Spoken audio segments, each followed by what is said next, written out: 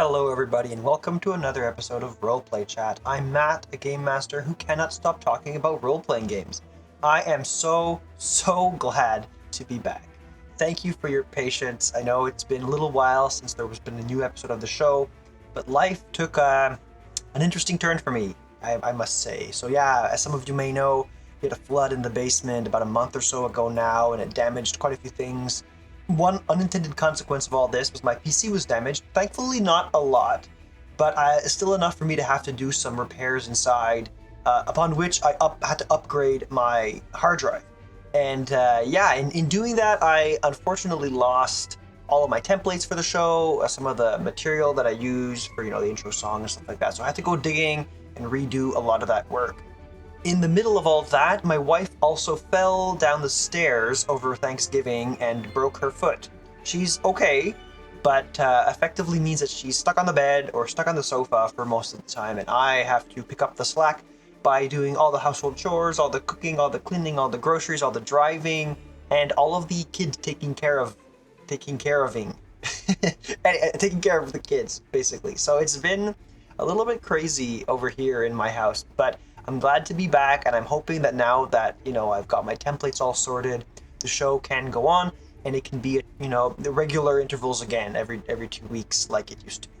So thanks again for your patience, and yeah, so here we are at another episode of the show. It's another one of the System Spotlight episodes, too. So this is the second installation of the System Spotlight, where me and a game designer talk about a game system for your benefit, so you can kind of learn about new systems, maybe learn about some of the stuff behind the curtain to see what was the intention behind the game design, and hopefully give you enough of that convincing to push you to try something new, maybe outside of your comfort zone, just to see if you like it, and at the very least to give you the opportunity to explore some new game mechanics and that kind of thing. So in today's episode, we're talking about the Cypher System with Sean over at Monte Games. It's going to be a really cool conversation. We're also I wanted to take this time to remind everybody that you can support the show in one of two ways. You can do so monetarily by subscribing to the Patreon, where you get access to extended episodes of the show with extra discussion points and conversation bits.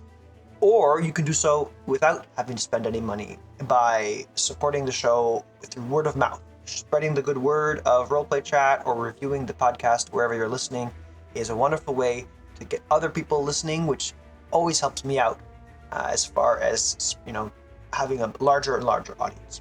So thank you to everybody who's been patient with me and who's waited, patiently for this next coming episode. Let's dive right into it. Hope you enjoy it, and welcome back. This episode of Roleplay Chat is sponsored by Tabletop Town. Tabletop Town is putting game night in your pocket. Tabletop Town is a mobile app that gives you instant access to tabletop role-playing games so you can play asynchronously from anywhere with your friends. You can play favorites like Pathfinder or exciting indie games like Moonlight on Rose Hill Beach. Gather around a virtual table, roll dice, and play with your friends wherever, whenever. Now available from the Google Play and App Store.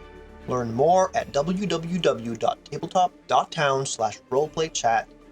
Tabletop Town, where game night is in your pocket.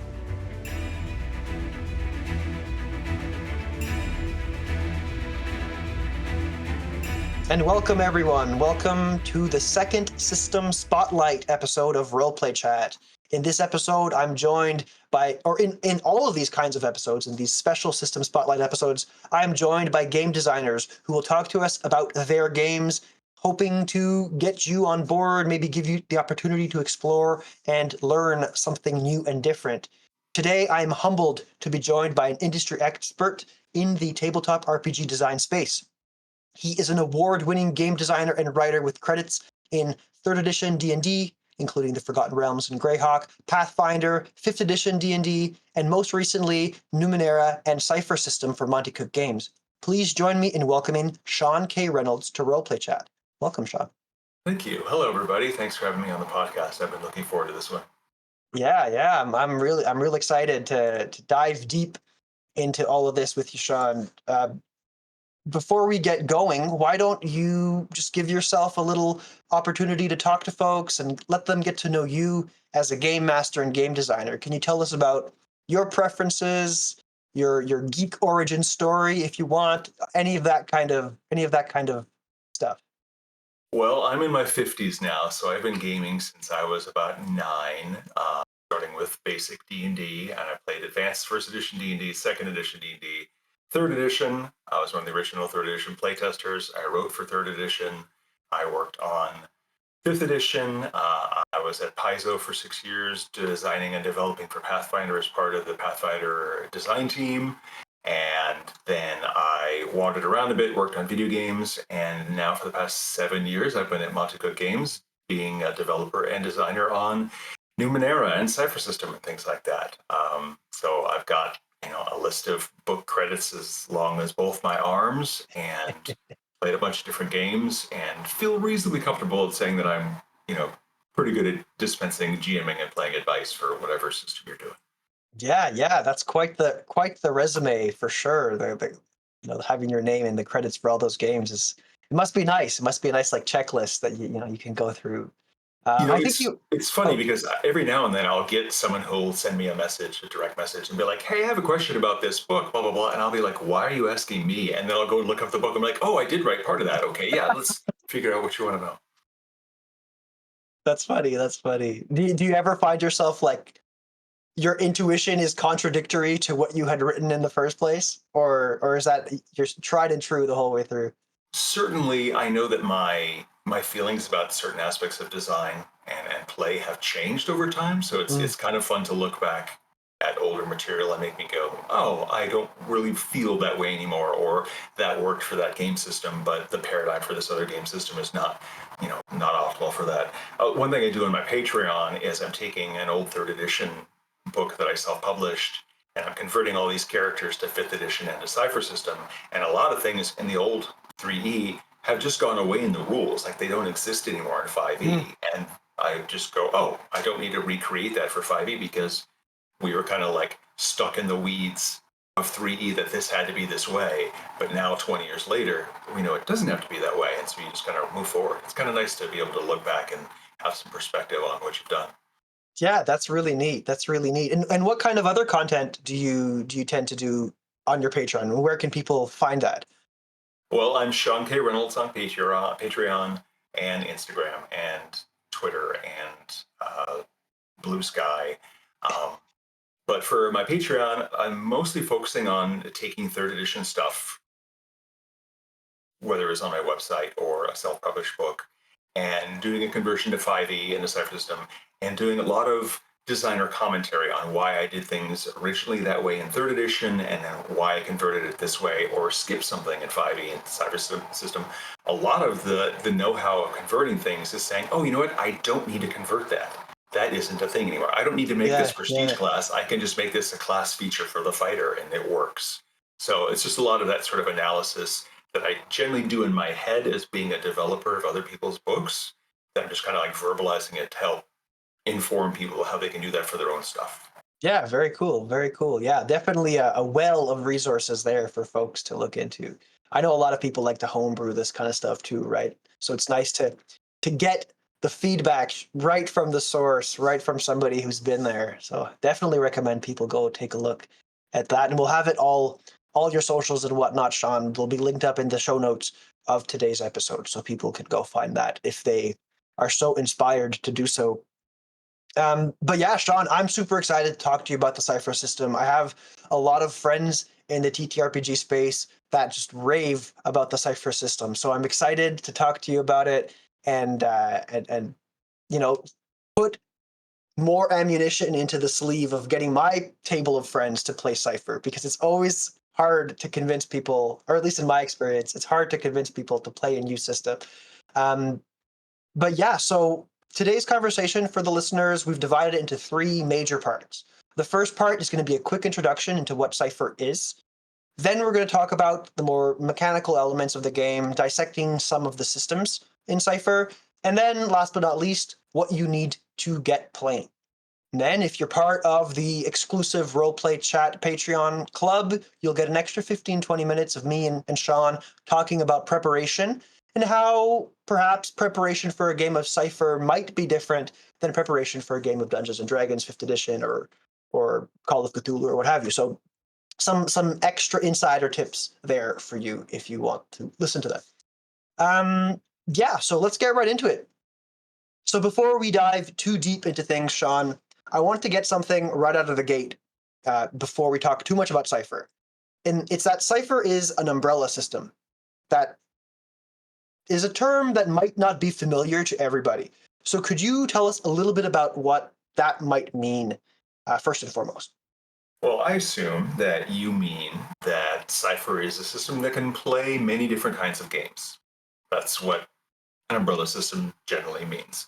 Um, our Cypher System rulebook has chapters on playing standard fantasy or post-apocalyptic or sci-fi or superheroes or modern or romantic or historical. Like you can do just about anything with the Cypher System. And I've run horror games. I've run a long-term fantasy game. I've run superhero games. Like you can do all that stuff with the Cypher System. It's a really easy to run system. It's easy to play, and it's easy to fiddle with. Just to add a few modular elements that let you do stuff like, oh, I want my starting characters to be a lot more powerful because we're playing superheroes. But they're still starting characters. Like it's the D&D equivalent of, okay, let's have a first level fighter, a first level cleric, and a first level wizard. But I don't want them to be like, oh, I'm just fresh off the farm. Like I want them to be, superhero level powerful. There are ways you can do that. There are ways that you can make it a horror game to like escalate the mood and the terror. You can have romance elements and relationship elements and focus on character arcs. There's just so many things that are in the system that you can plug in or opt to not have depending on what sort of game you want to play. So yeah, it's definitely an umbrella system. We have played all sorts of stuff. Charles Ryan, one of my coworkers, my friend Charles, has been running a long-term zombie apocalypse sort of game with it for like 2 years. You can do just about anything with a Cypher. Yeah, that's fantastic. I take it then that the Cypher system has been used in the Monte Cook publishing world for a number of its games. If I'm not mistaken, Numenera uses the Cypher system. Is that correct? Yes, Okay. Numenera, The Strange, and we have a couple of people who licensed the rules. So we've got Shotguns and Sorcery by Matt Forbeck. The game Vert uses Cypher System. Last year, a group of fans kickstarted a spin-off RPG called the Mystery Fleshpit National Park that uses Cypher System. The Tidal Blades game uses Cypher System. Old Gods of Appalachia, and coming up next year, the Magnus Archives. And even our children's focused game, No Thank You Evil, uses a modified version of the Cypher System. Very cool. Very cool. So maybe what came first then? Did the Cypher system come first, or did one of these other? 'Cause I feel like Numenera was published first, but Numenera maybe was definitely first. No, you're yeah. absolutely right. Yeah, so originally it was just Monte and Shauna, and this is at the dawn of the era of Kickstarter. And they said, well, let's go. We've got some ideas to make a game in a weird setting. Let's kickstart that, and we'll set a goal. And it was like $20,000, and they hit that. And that goal eventually hit stretch goals. The funding hit $500,000. And they're like, well, I guess we're starting a company to publish more for this Numenera Yeah. game that we're making.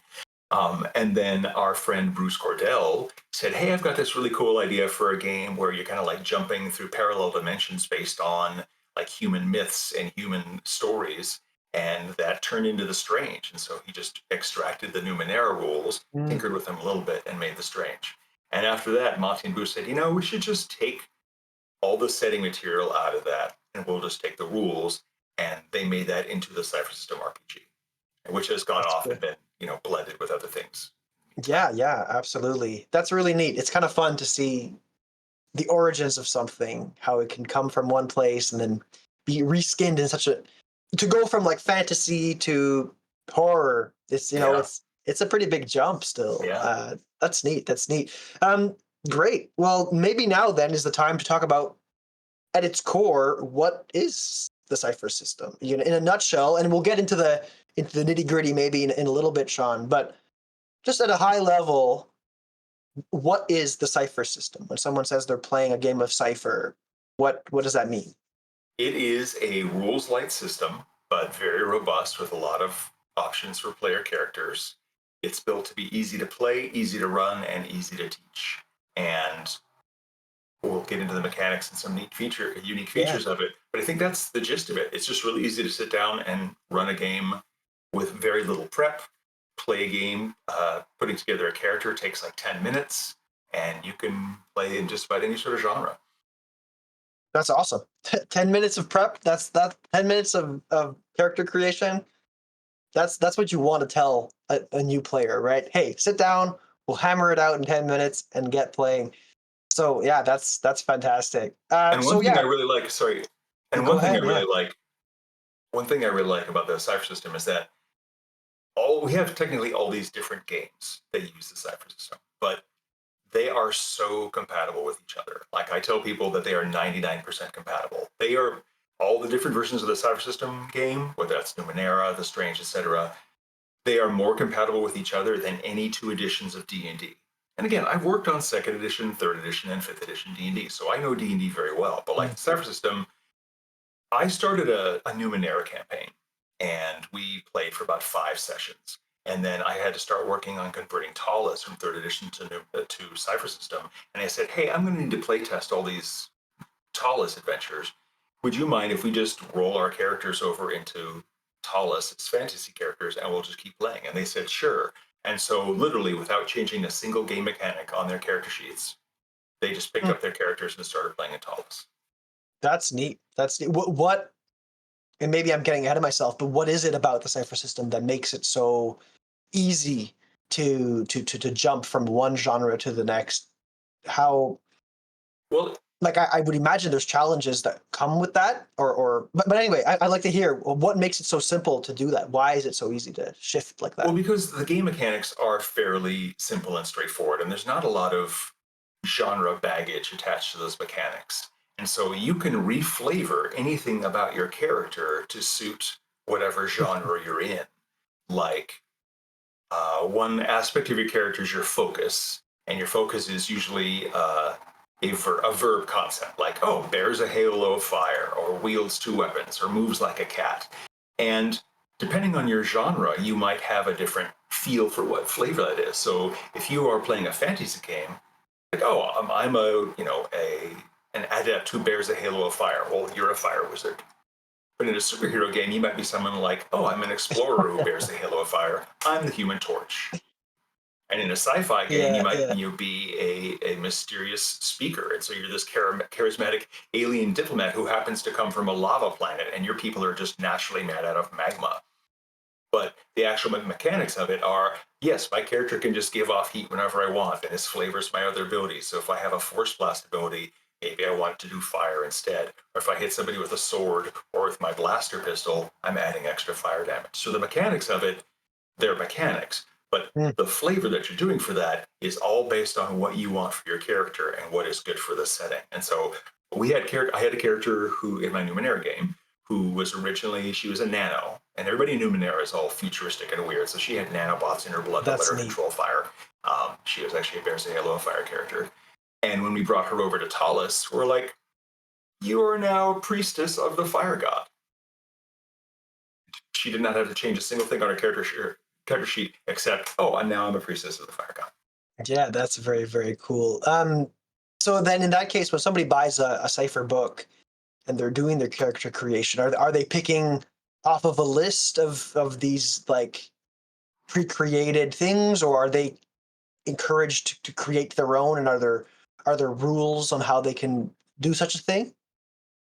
Well, really, you can do, as I keep saying, you can do just about anything with this system, and your character can be whatever you like.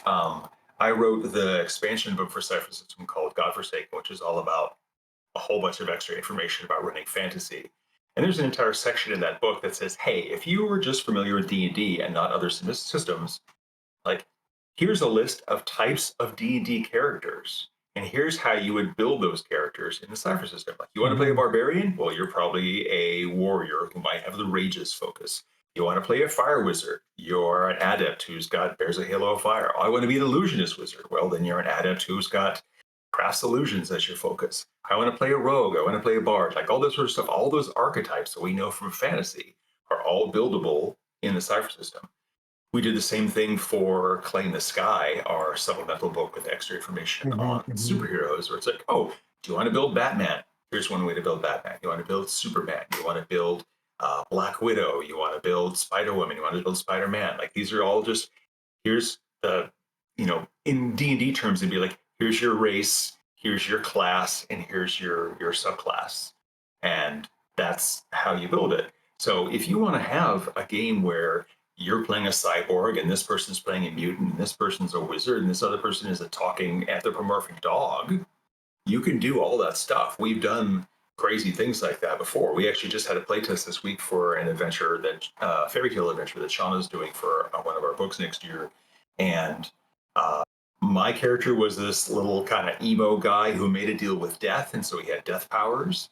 And then we had kind of a big buff warrior. Actually, it was a little girl who turned into a big buff warrior whenever she got angry. And then our managing editor, Terry, was literally playing the lamb from Mary Had a Little Lamb, who grew up and was kind of abandoned by Mary. And so she was just this talking ram who would hit things with his head, things like that. I mean, you could do whatever you like. And like, I just finished working on the Cypher System starter set, and I made 5 pre-gen characters for fantasy and 5 pre-gen characters for sci-fi. And one of the tank sort of character for the sci-fi stuff is a cyborg. And the kind of mentalist character for the sci-fi is an uplifted, genetically engineered octopus with psychic powers. But there's nothing in the game mechanics for that character that says you have to be an octopus. Like, you could just play a human, but I thought it'd be cool if, like, hey, you know what? Let's show how weird the system can be. No, your character is an octopus. And the tank cyborg character in sci-fi has basically the same character stats as the fantasy version. So, like, if you play the fantasy pre-gen adventure, you're like, oh, I'm playing the tank, and this character is a paladin. But you play the sci-fi version, you're like, oh, I'm playing the tank, and this character is a cyborg. But you're like, very similar sort of character abilities, just different genre and different narrative flavor that you're applying to it. That's awesome. That sounds like an extremely flexible space for your characters. Can you walk us through a little bit the consequences of that in a positive, like the when you're playing with such flexibility, what does that generate as far as things that the system is able to accomplish very well versus challenges that the system faces? Like, what would you say this flexibility offers? And I mean, that within itself sounds like a big benefit to me, is that this extreme flexibility to do whatever your imagination, prescribes you to do. But I'd love to hear from you, people listening to this conversation, thinking they want to run a game that has certain qualities. What would those good qualities be for the Cypher system, and what would be the things that we might want to consider that the system isn't really designed to do? Sure. I think one real strength of the Cypher system is that the archetypes that you have for these character elements are broad enough, and they're not locked in, that there are no bad choices. There are interesting choices, and there's a lot of leeway in what you want to build. For example, instead of having 13 or whatever character classes are in 5e, there are just 4 character types. There's the warrior, who is obviously a warrior. They're the ones that are best at weapons. The explorer, and they are the ones who tend to be best at skills and rogue sort of things. There's the adept, and they, depending on how you build a character, might be more wizardly or more priestly.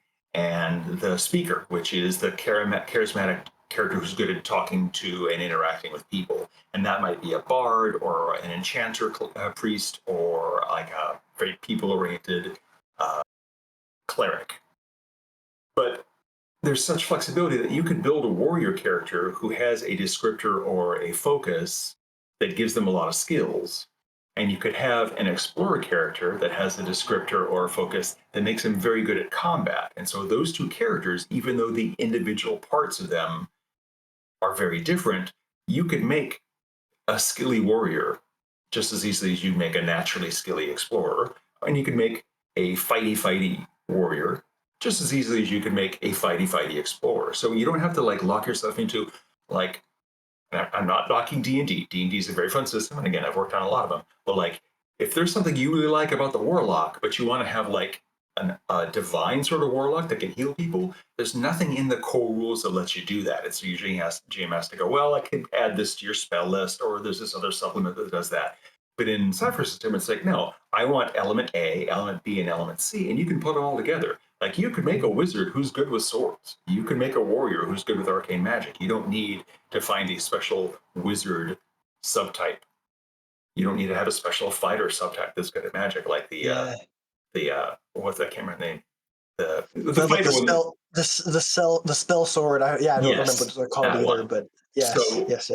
so it's really flexible, and you can do all that sort of thing. The neat thing is that your focus, which is the verb, bears a halo of fire, dances with dark matter, and so on, that is supposed to be the unique thing about your character. We strongly recommend that of all the characters at the table, you should be the only one who has that focus. You could do something like, oh, we're twins, and so we both have the same focus, blah, blah, blah. But like the focus is kind of where you get some unique powers that aren't available anywhere else in the game. And so there's the halo of fire. If you want to be the person who's slinging weird fire magic, pick that. Or, dances with dark matter. If you want to like shoot people with lots of dark matter and make dark matter wings. Or if you want to be the person who's like the massively awesome gunslinger and has all these reload abilities and flipping your guns and doing trick shots and that sort of thing, that's based on your focus. And that's what makes your character unique. And so even though like you are playing a mystical adept who something, and I'm playing a mystical adept who something, like as long as our two somethings are different, we're going to have very different characters and different character options. Yeah. For the second part of your question, I think Cypher System is probably not the best system for people who like to have every single detail written out in the book so they know exactly how everything works and they don't really need to rely on a GM as much. Like the best example I have of this is when I was working at Upper Deck, we were working on an RPG based on the Heroes television show. And one of the guys who was playtesting for us really got stuck every time we got into a combat, and he wanted to know, well, how come I have cover against this guy but not against that guy? And the GM said, well, it's because I'm looking at the map and I think you should have cover against him but not against him. And this guy was just like, but I need to know what, like he was like wanting a system where he could count every corner of the square that he was in on the map and like draw diagonal lines and go, so as long as 2.5 of these lines are obstructed by something, then I should have cover. And it's like, this game is not like that. Like if you really like third edition and you really like Pathfinder, where it's all this nitty gritty of, oh, I know exactly on page 157, I can find a rule that tells me this is +2 and not +3 or +1. Cypher System is a little more loosey-goosey. Might not be the sort of thing for you.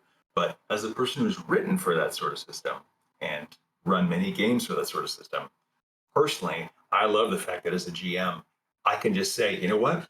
Circumstances are a little weird. So it's not 100% by what, like I've had players tell me, oh, this is a brick wall. This should be a DC 15 climb check. I'm like, well, the wall's a little slimy, or maybe there's like a weird gravity. It's been raining today. It's been raining today. It's like, it's just because the book says it's that doesn't mean it has to be that. I'm the game master. I can fudge things. I can make this, stuff. Like I'm a human. I'm playing the game too. I'm not just a robot presenting obstacles for you to overcome. So let me have some creativity as well. So if you really kind of get stuck in that, that might not be the sort of game for you, but really I encourage you to just try it. Kind of go well. Because like I don't know about you, you're much younger than me, but I grew up in basic D&D and first edition D&D where there was just a lot of stuff of, oh, the GM just has to make this up. Like there literally weren't rules for a lot of things that just happened in the game, and we just got used to that. Yeah, well, I mean, I'm right there with you. I never played first, second, or third edition D&D for that matter. But I am definitely the kind of person that prefers to hand wave things, like you're saying. Give me a structure to be creative for myself, and I think it sounds to me like the Cypher System does exactly that. It gives you just enough scaffolding to build up an environment, obstacles, characters, and tell a fun, cool story with still some crunch. Like it still sounds like there's crunch there, Yes. But it's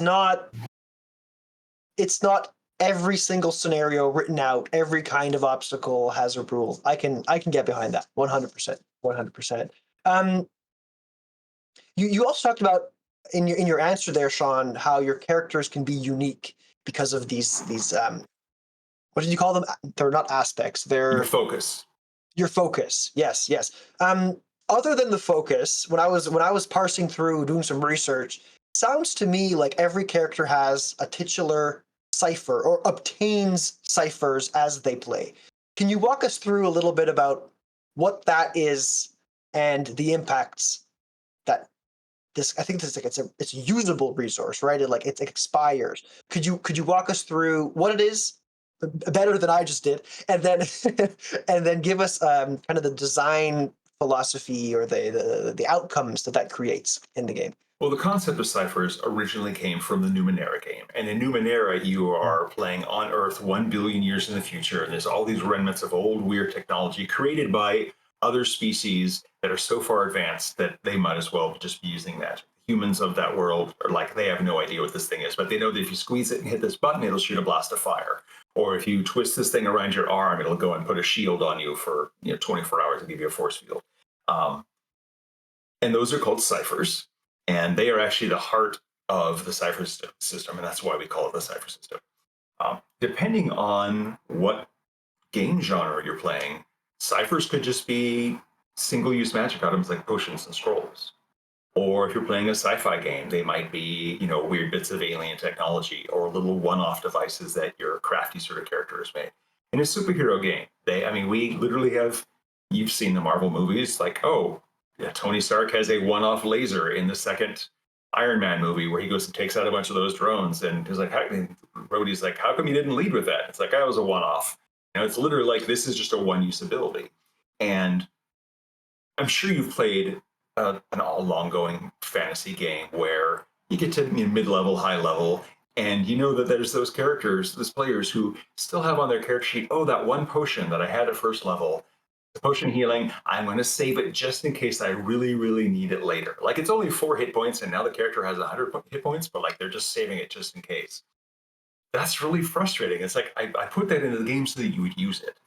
And the idea of ciphers in the Cypher system is that they are meant to be used. You shouldn't actually even think of them as equipment. You should think of them as little one-off abilities that your character happens to have for that day, or maybe that, branch of time that you're traveling through the forest. And you use it and it's gone, but you will find more. Like, there's literally a hard limit in the game to how many ciphers you can carry at a time, because we want you to go, I'm full up on ciphers. I know that soon we're going to get more ciphers because that's one of your main kinds of treasure, right? I should blow up a couple of my ciphers in this combat just to see what they do, and then I'll have new treasure to fill up my ciphers. And that lets your character have some new cool thing every game session that they weren't necessarily able to do. And sometimes there are little minor things like, it's a healing potion or an invisibility potion or something like that. But sometimes they're wild stuff like, I have this one-use detonation that does horrendous amounts of damage. It does it's like a fireball scroll or a one-use teleport scroll. And you're like, and sometimes it's a disintegration ray. And sometimes you're like, I've been, holding on to this disintegration ray for 2 adventures. Well, here's that evil necromancer that we've been ready to fight. Zap, and you take out the necromancer in one shot. And everyone's like, woohoo, good thing we had that cipher. I guess we don't have that anymore. What's the next cipher we're going to get? So it just kind of makes it dynamic and interesting. And to me, that is just one of the really fun things about the Cypher system, is that every time you play, you're going to get more ciphers. You're going to be encouraged to use them, and they just kind of make your character fresh and different, even though you're not leveling up in between sessions. Because sometimes it takes 2 or 3 or 4 sessions to level up. But you got something new that you can try out for that session. That's cool. That's a lot of fun. Yeah, I love single-use items. It's something that you almost have to do. Otherwise, I've run into situations where I've introduced an item and I'm like, that was a little bit too much. That was a little too strong. And then you have to kind of have that, it's not necessarily a hard conversation, but you have to have that conversation with your table. Be like, guys, I'm going to have to scale that one back a little bit. But if it's one-time use, one and done. It's gone. No, I love that. There's I was playing recently in a Fate core game, and one of the things that I love about that system is how you, similarly to sounds like in the Cypher system, you create these one-liners about who your character is, kind of aspects or troubles or things like this. Mhm. And one of my favorite things to do is to make a character whose aspect is quite literally an item. It's like it talks about like a weapon that they have, or it talks about a specific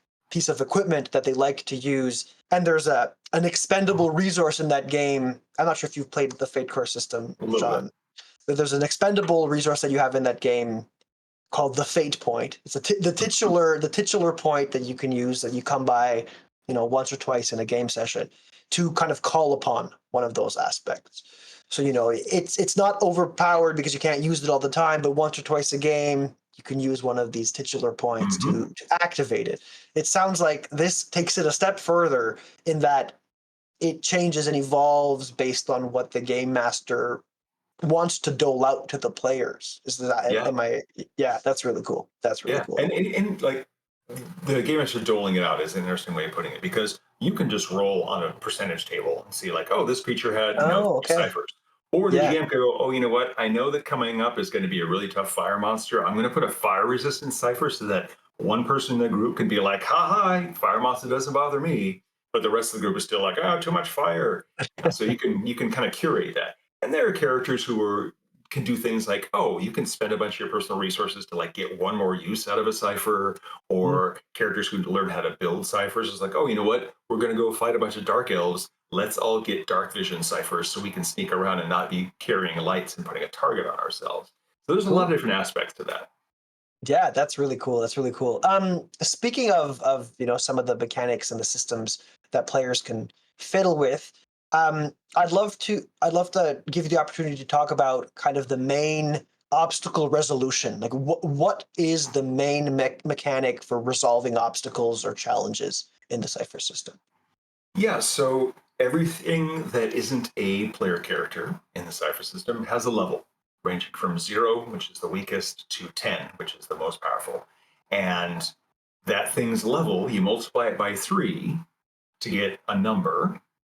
And that number is what you need to roll on a d20 to affect that creature or object. So if you have a level 4 ogre, 4 times 3 is 12. So you need to roll a 12 on a d20 to hit the ogre. If the ogre is attacking you, you need to roll against the ogre's level 4 as your defense. You're going to roll and you hope to get a 12 or higher.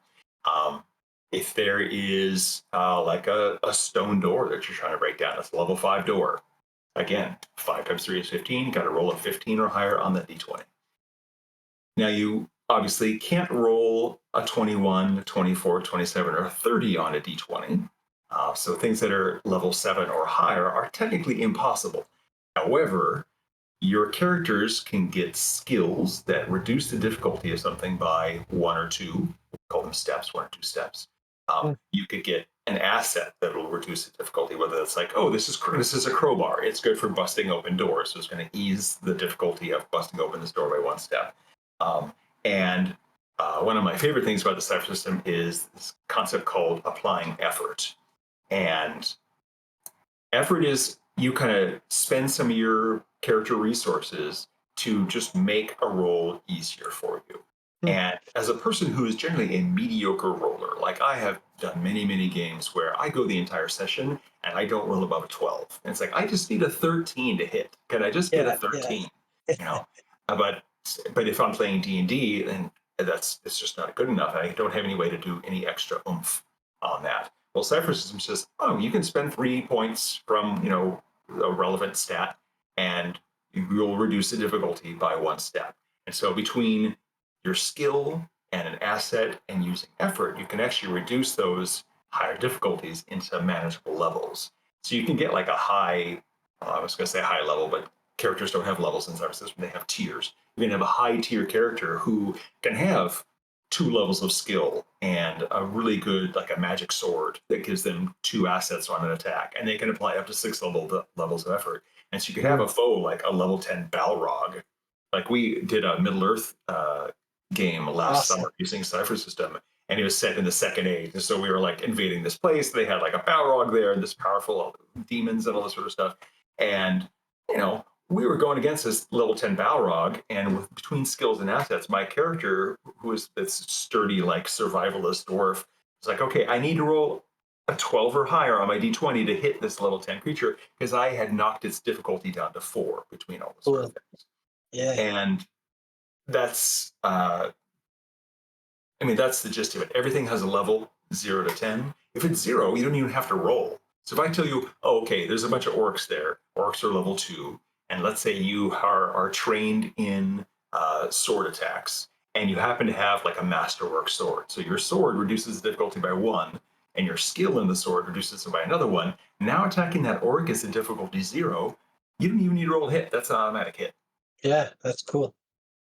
That's very cool. Very, very cool. And I imagine, like you were saying before, it's super flexible, right? This is entirely setting independent. Yeah. That's really cool. Really, really cool. Yeah. So like for in a space game, it'd be like, oh, your blaster has like a targeting scope on it, Yeah, or it's got some sort of AI that's helping you shoot things like that. yeah, very cool. Or like the Eldritch abominations don't scare you because you're already insane or something. Sure. I love that. I love that. That's really, really neat.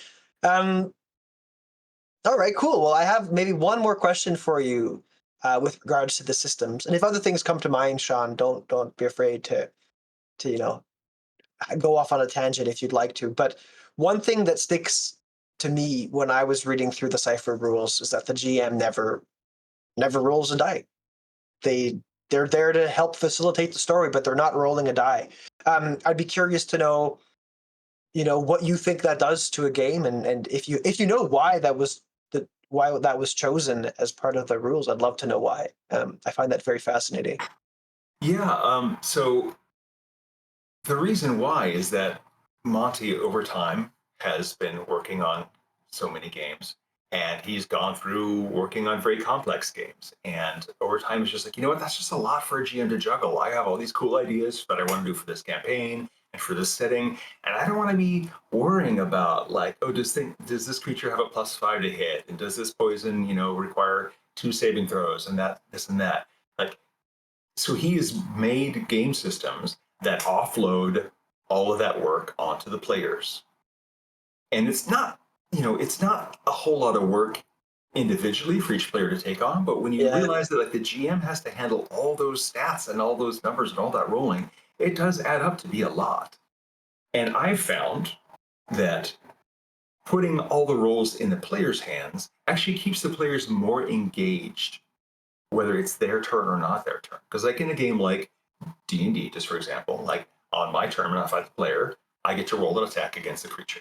And then my friend goes, and my friend goes, and my friend goes. And then the GM goes, and then everybody at the table is just waiting for the GM to roll a whole bunch of dice and yeah. say, All okay, 15 on 35 you. NPCs or whatever. Yes. Whereas in a game where the players are making all the rolls, like if you're the GM and I'm the player, it's like, okay, I'm going to attack this orc, and I make a roll against this orc. And then when it's the orc's turn, you say, cool, all right, Sean, you got to make 3 defense rolls against 3 orcs. And Chris, you're making 2 defense rolls. And Terry, you're making 5 defense rolls. So suddenly, Mm, like, I'm there making defense rolls, and I am engaged in the action of defending my character. And this is where things come into play like, oh, I've got a special ability, or I've got a cipher, or I'm going to apply some effort to this defense roll. I'm not just sitting here taking it and hoping that the GM rolls poorly.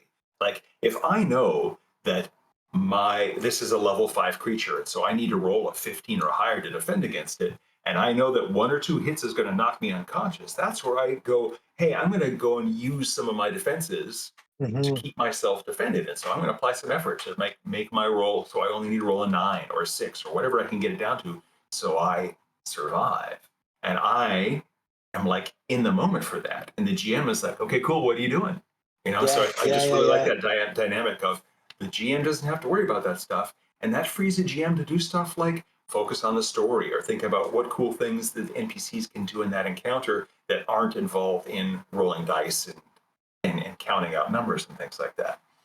It does present a weird situation because like I'm sure you've all had a scenario where the PCs are in a dungeon and they have to like run away from something, or they know something is coming for them. Like there's a bunch of orcs charging into the hallway, and so they've got the fighter is like holding the door shut, and on the opposite side there's another door, and there's like a trap on the door, and the rogue is trying to disarm the trap.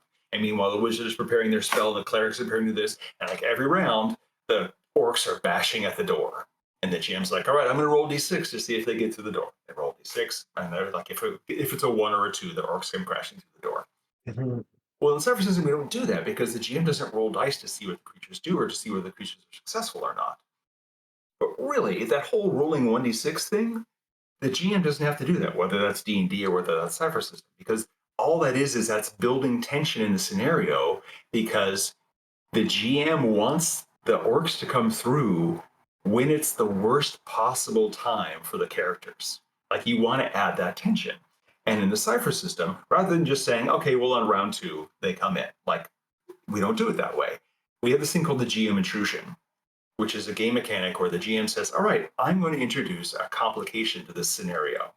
And that might be reinforcements arrive, or maybe the fighter who is holding the door shut, they start to get a cramp or their legs slip.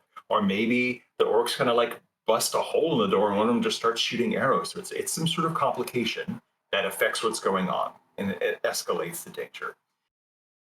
Now, the cool thing about GM intrusions is that when the GM does that, it's not just, haha, you're screwed, I'm going to do this mean thing to you. The GM awards experience points for doing the intrusion. And so, and XP works a little differently in Cypher System in that, well, in D&D, you have hundreds or thousands that you need to get to the next level. In Cypher System, you only need 16 XP to advance to the next level of your character. So when the GM says, all right, I'm going to do a GM intrusion, they'll hold up we use cards. So we'll hold up 2 cards. And like, again, using that example of the fighter's holding the door, and the GM says, all right, player of the fighter, here's 2 XP. That character keeps 1, and the player decides who else in the group gets the other XP. Could be like, oh, cleric, you saved my bacon with that heal spell last game. Or, oh, Terry, you brought some really good snacks. Or Chris, you told a really funny joke. It's whatever your reason you want to have it. It keeps both of those characters and both of those players involved in what's going on. And so the GM is saying, yes, I'm going to complicate the situation, but you use that XP towards advancing your character. And so you're like, yeah, you know what? Bring on that danger. I'll take some of that because I want some of that sweet, sweet XP. And the game rules are actually set up so that about half the XP you get is from GM intrusions. We recommend 1 GM intrusion per character per session. And at the end of the session, you'll get like more like, oh, you defeated the necromancer, or you discovered this thing, that sort of thing. But like half your XP should come from this. And I think it's really cool in that the GM can actually scale up or scale down the difficulty of the entire campaign by saying at the outset, hey, we're going to do this campaign in easy mode. There's 4 players. Instead of doing 4 GM intrusions a session, I'm just going to do 1. And so all the players are like, oh, okay, this is going to be a much less difficult game. Advancement's going to be slower because we're getting less XP from GM intrusions, but that's okay. It's going to be a bit more lighter, less stressful sort of game. Or the GM can say, hey, everybody's going to get 2 GM intrusions per session. So the players are like, oh, that's a lot of XP coming our way. So we're going to have some advanced leveling. Oh, but it's going to be more difficult. Interesting possibility there. And another reason why you don't just use XP for advancement is that you can spend XP to reroll a die and take the higher of the 2 results, just like Advantage in 5th edition. And if you're really desperate, you can keep spending XP. Like, oh, I'm going to spend, if I rolled a 2, I'm going to spend an XP. Oh, now I rolled a 7. Still not good enough. I'm going to spend another XP, and you're hoping to get something even better. If you're out of XP, one of the other players can be like, I don't want your character to die, or like, I really need you to take out that monster for me. Here's 1 on my XP, so you can re-roll again. That's super cool. I really like that. Is that something that when you're I really like that, Sean. When you have a character leveling up, does that refresh their XP to 0, or can they like be at level 2 or 3? I guess they don't. There's no levels, but be at a specific tier, but then downgrade from that tier in order to like re-roll a whole bunch of times. Does that happen? So your character will be sitting on however many XP they have. And at the end of the session, you can, like in D&D, you level up all at once. You're like, I've hit enough XP and my hit dice are going to go up and my proficiency bonus goes Yes. up and I Yeah. get new abilities, that sort of thing. Cypher System is at any point when you have 4 experience points, you can say, I'm going to buy one of my 4 advancements that I need to level up to the next tier. And that might be like getting more points for your stats, or increasing how much effort you could do, or learning a new spell or something like that, or learning a new skill. Yeah. Um, Yeah. and once you spend those, they're gone. And so you could have a character who's literally sitting on like, no, I'm sitting on 12 XP because I'm paranoid that I'm going to have to do a bunch of re-rolling. Mhm. But at the end of the session, you're like, you know what? Okay, we're out of a threatened situation. I'm going to spend 4 XP and then another 4 XP. And that's actually the 3rd and 4th advancement that I need. Now I am up to a new tier and I have however many XP left over that I have. Like you don't ever go into negative XP and you don't ever reduce the power of your character. It's just always a Okay. question of, do I spend my XP on a reroll or do I save it to the end of the session? It's because I want to level up. Yeah. Yeah. That's cool. That's fun. It's kind of like an added resource, an added currency, if you will. That's awesome. Speaking of character progression, I know um, some systems fare better in shorter duration campaigns. 5 to 10 games. Others, I was reading the Alien RPG. There's rules in there specifically for one shots. Like you could Mhm, just play Alien in a cinematic space. mhm. Um, how do you feel the Cypher system fares as far as a campaign duration? What's the sweet spot? I don't think there is a sweet spot. I think it works well for all of them. Like I've done tons of one shots at conventions, and they've Cool. been really, Yeah. really fun.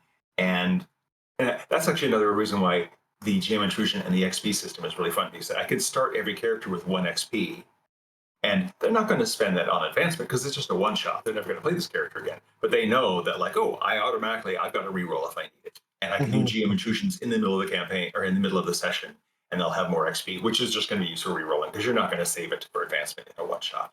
Yeah. Yeah. But I've Cool. also run and played in very long term campaigns that ran a year. Like my tallest game is about to wrap up in December, and that'll have been 2 years of playing once or twice a month. And my characters started at tier 1, and all of them are now at tier 6. They're all maxed out.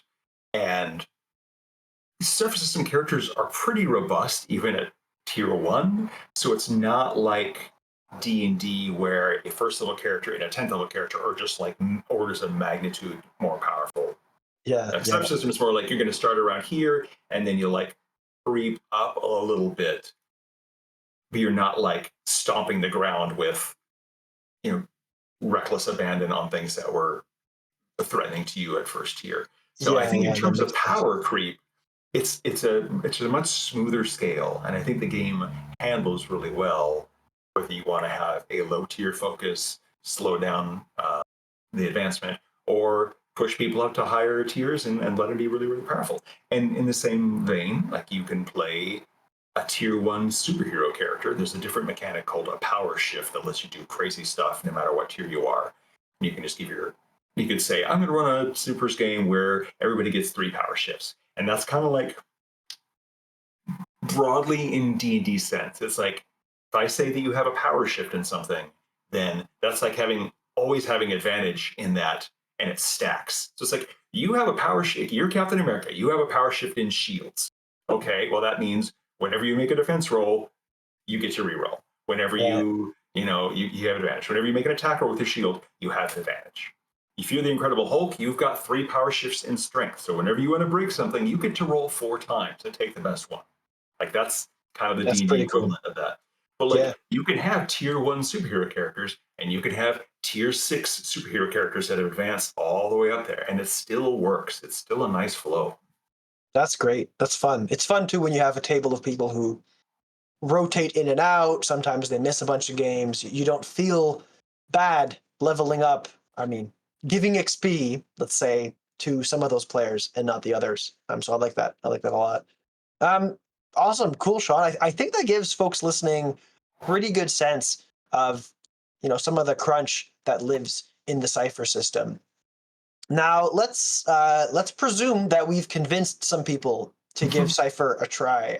I certainly am more convinced by the second to run this for my table.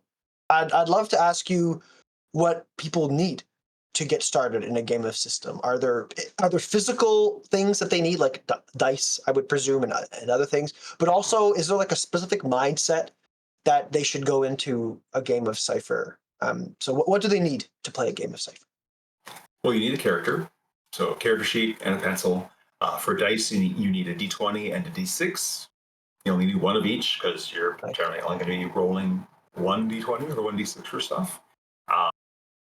Figure out what your character concept is, or use a pre-generated character. And like I said, you can just pick an archetypal character from a TV show or a movie or a comic book that you like, and the GM should be able to say, "Oh, that's probably a this and that." Like, I want to play Malcolm Reynolds from Firefly. All right, well, you are a courageous explorer who like is on the wrong side of the law. Like that's literally a character sense you can have. Yeah.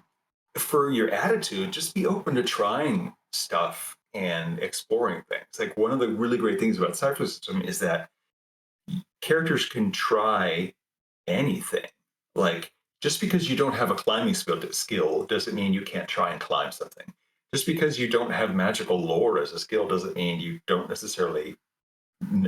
know nothing about magic. Like you could try and you can use effort and assets. Like maybe your character is dumb and isn't trained in magical lore, but you happen to have a book of magical lore. And so if there's a magical puzzle, you could be like, I'm going to take out my book and flip through it. And the GM's like, sure, you get an asset on your magical lore roll. It's like, well, can I spend some intellect effort to go and make this even easier? Like, sure. And so yeah, the dumb person can flip through the book and be like, speak friend and enter. Maybe you just say Elvish for friend. And they get it. So like, don't be afraid to try stuff. And there's so many. I've had a lot of games for people who play D&D or some other system where they are kind of much more restricted in what they can do. And when they ask, "Well, can I do this?" my answer is almost always yes. You can do that, or you can at least try it. Give it a shot. That's cool. And one last thing is that Cypher is a game that's mostly about discovery. And so a lot of people are used to like having to fight their way through mountains of humanoid XP to advance and accomplish things in their character. But Cypher, like combat is a thing. You can have a combat-oriented character, but you could also have non-combat solutions for things. And at the end of a session, the GM's going to award you XP for what you accomplished and what you learned. And sometimes that is avoiding a fight or, convincing somebody else to run away and you don't have to hunt them down and kill them. So like I've played tons of D&D, I've played tons of combat sort of games. That's not the only option out there. And we actually encourage people to come up with interesting solutions using their skills and abilities that allow them to meet their character's goals, which aren't necessarily combat. Like there's a thing in the book where you can take on a character arc and your character, as they progress through the story, they earn XP for that character arc. Like you could say, hey, my character wants to avenge their parents' death. So I'm trying to track down the six-fingered man. And so if that's part of the campaign, like the GM would be like, okay, well, you discovered that so-and-so has six fingers. Maybe they're involved. Like, oh, that's a clue. And so at the end of that session, your character has advanced a step towards avenging their dead parents. They get XP. But this other character might say, like, I want to start a business. And so some of that is got to get some gold, got to find a location, got to find somebody who can like be willing to trade. Like all those are steps in your start a business character arc, and you get XP for those things too. So it's very much open to like, what do you want to do? What story do you want your character to have in this game? Let's reward you for engaging in that part of the story. That's cool. That's very cool. Would not being left-handed be a cipher or? Interesting. So you can only really pull that off once, right? Pull that off once. Yeah, I think that is probably like a skill bonus sort of cipher. You just be like, and you just spin that as, oh, I was fighting this whole time right-handed, but I'm actually, left-handed or the other way around. Yeah, totally. And it's a narrative thing because like a cipher just might be, you get a one-step bonus on attack rolls for the next 24 hours. You get to explain why. Like, is this cipher a blessing from the goddess of luck? Is it, like a strength potion that only affects that one arm, or is it something narrative like, oh, I forgot I was not left-handed. Haha. That's a Yeah. great example. um, yeah. Anyway, I got myself lost in my bad reference. So let's say I want to play Cypher. I've never played before. Where should I go to get started? Where can I find content to run? Is there introductory modules? I think you briefly mentioned that you were working on some kind of like starters thing. Um, is that available, or when does that become available? Are you at liberty to say? Over to I you, Sean. So I will break down the answer in several parts. If you are looking for an in-person person to show you how to play Cypher, we actually have a team of GMs called the Asset Team, Monte Games Asset Team. They're all over, mostly over the United States, but also in Canada and some other countries. And uh, you can contact us and say, hey, I'm in such and such city. Is there anybody in the asset team who can meet with me at a game store and run me through a Cypher System game so I can see how it plays? Also, we have a program called Cypher Play where stores get a bunch of free little, uh, they're basically like a series of 5 to 7 one shots that can be played in a short adventure path sort of thing, but they're Yeah. also just really good for one shots.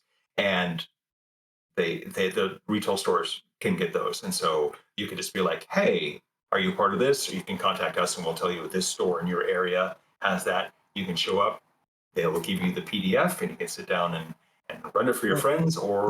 or find somebody.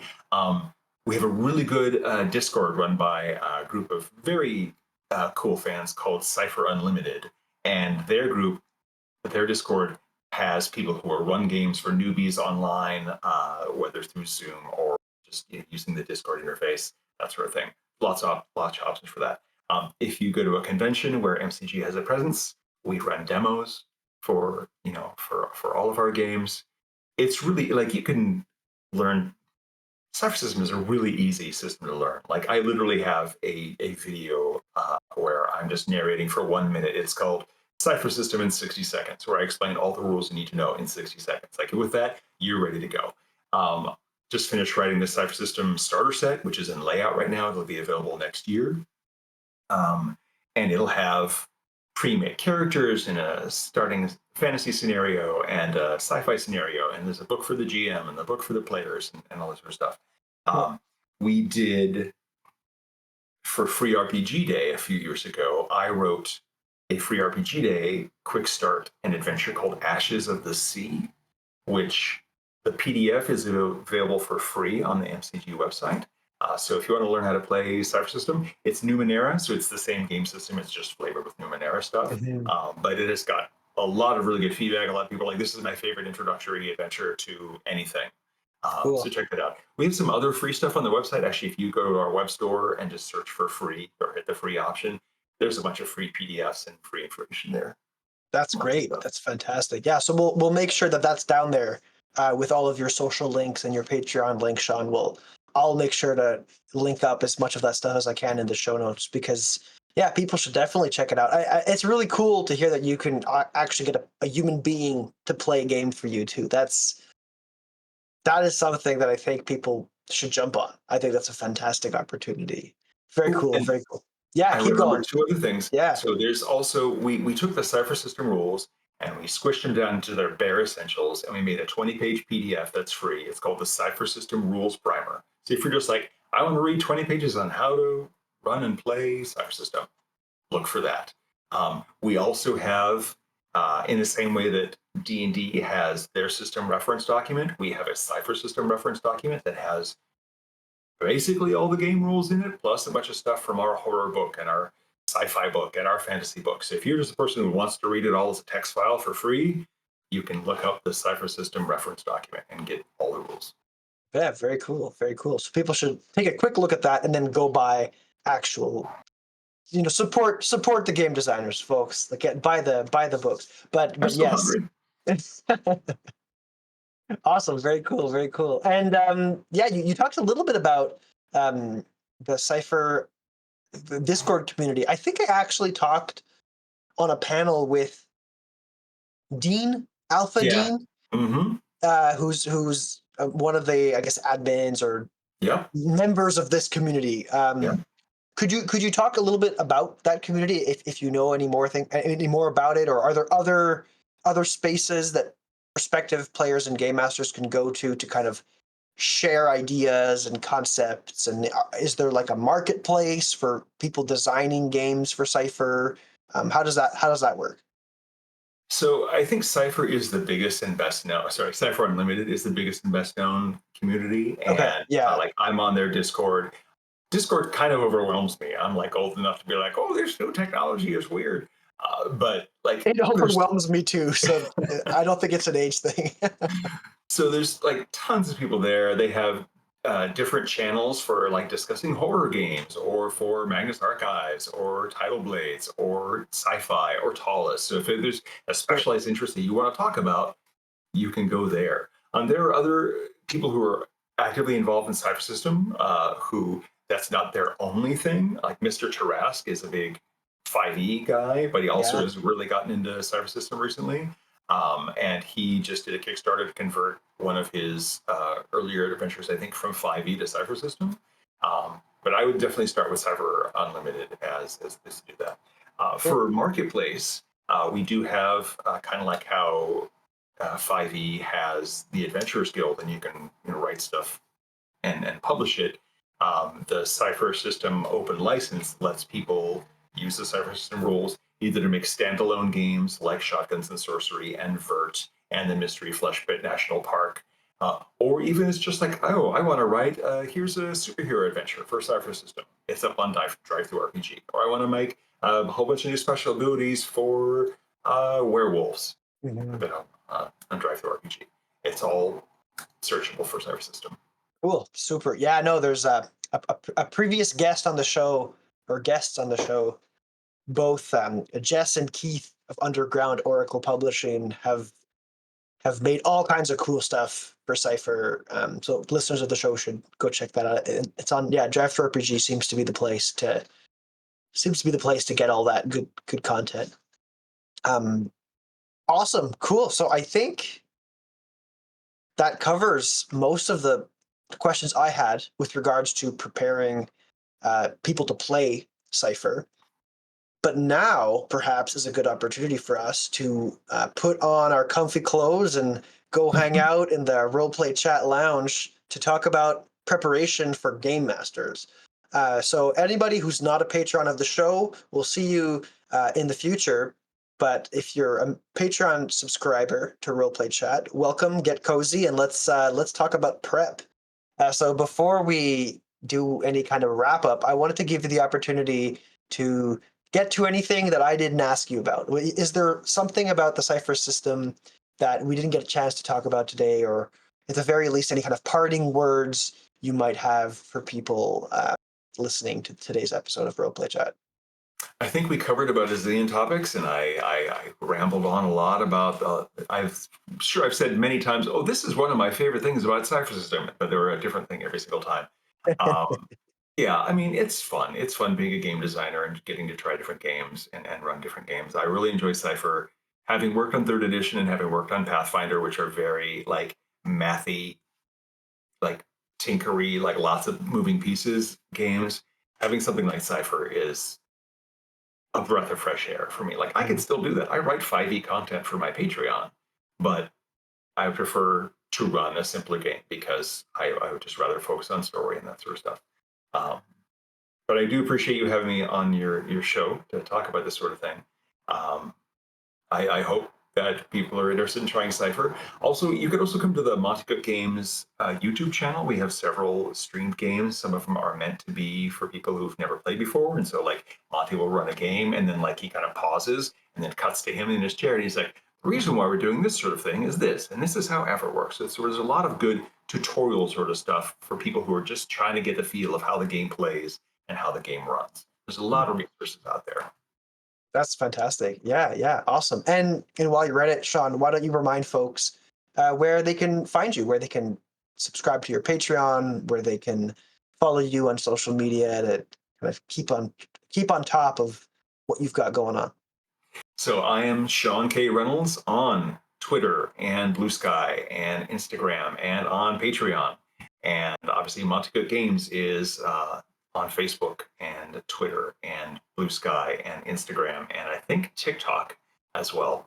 So those are basically the places to find me and the wonderful people that I work with who are all my friends. I'm very, very lucky to work at MCG because one, they're all just really great people. And some of them I've known for more than 20 years just as friends. And now, I get to run games with them and write games with them and play games with them. And we really care about the stuff that we write. And I think it shows. I think probably some of the hardest decisions that we have at MCG is deciding what cool thing we want to do next, because we don't want to just be like, well, I guess we should put out a book of adventures. It's like, no, I've got a cool idea for adventure. You've got a cool. Let's make a book of adventures. We're very much excited about playing games, and we're just all in on this enjoyment. We love it. Awesome. Yeah, no, it definitely shows. Your content of what I've seen has all been absolutely stellar. So I want to, second Sean's recommendation to go check out Monte Cook Games and give Cypher a try. There's no reason not to. There's so many resources, free or otherwise, for you to check out. I'll do my best to link them all up in the show notes for today's episode, including Sean's socials. Sean, thank you for being here to chat with me about Monte Cook Games, Cypher System, and to kind of, peek behind the curtain a little bit about some of the stories about you and your friends playing games, because ultimately that's what we're all here doing, isn't it? Yeah. Thanks a lot, Matt. Yeah, thanks, Sean. Let's call it a chat. And as always, I'd like to thank our Patreon subscriber. Thank you to DeMille's Wonderful Works for supporting the show on Patreon. If you'd like to support the show, you can do too. Just go click on the Patreon link down below. It'll allow you to have access to shoutouts like this one, ad-free episodes, and extended episodes if you so choose to support at the higher tiers. And last but not least, I'd like to thank Chase and Alex over at Pocket Bard for allowing me to use their music in the intro and outro of today's episode. Thanks, Pocket Bard.